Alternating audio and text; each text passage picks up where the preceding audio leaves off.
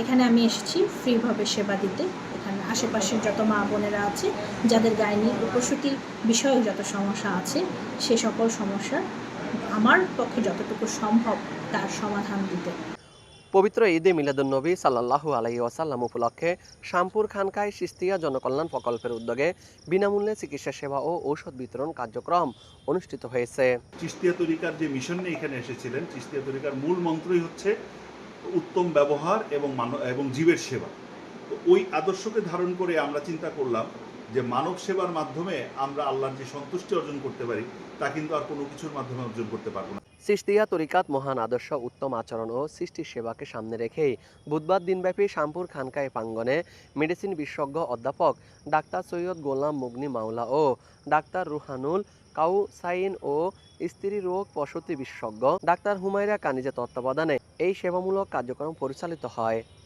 হত দরিদ্র রোগীদের জন্য ফ্রি চিকিৎসা ব্যবস্থা করা হয়েছে, যেখানে সাধারণত জেনারেল যত পেশেন্ট আছে আমরা চেষ্টা করতেছি প্রত্যেকটি পেশেন্টে যতটুকু আমাদের সাধ্যে সম্ভব আমরা চেষ্টা চালাচ্ছি তাদেরকে ট্রিটমেন্ট বা সেবা দেওয়ার জন্য।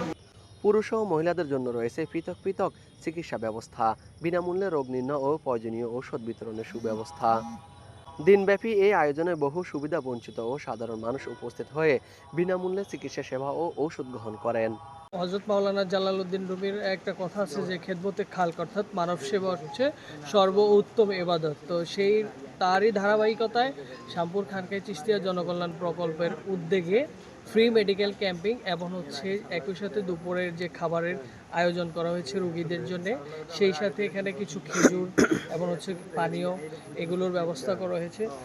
এমন মহতি উদ্যোগ গ্রহণ করা শামপুর খানকায় সিস্তিয়া জনকল্যাণ প্রকল্পের সকল পরিচালকদের আন্তরিক শুভেচ্ছা ও অভিনন্দন জানান এলাকাবাসী।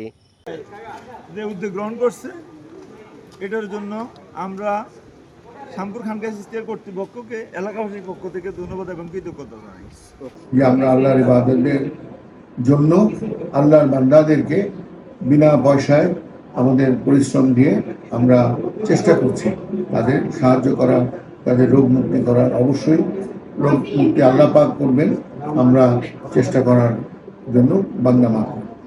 তো এখানে আমরা আজকে সকাল 10টা থেকে বিকেল 4টা পর্যন্ত নিরবিচ্ছিন্ন রোগী দেখছি। শত শত রোগীরা এসেছেন, বৃদ্ধরা এসছেন, মা বোনেরা এসছেন, শিশুরা এসছেন এবং আমাদের পক্ষে যতটুকু সম্ভব আমরা কিছু ঔষধ যেগুলো বিশেষভাবে প্রয়োজন সেগুলো তাদেরকে ফ্রি দেওয়ার চেষ্টা করছি। আল্লাহ পাক আমাদের এই চেষ্টাকে, এই খেদমতকে কবুল করেন, আমিন। Mohammad Raju Hossain, RSN TV, Ramganj, Lakshmipur.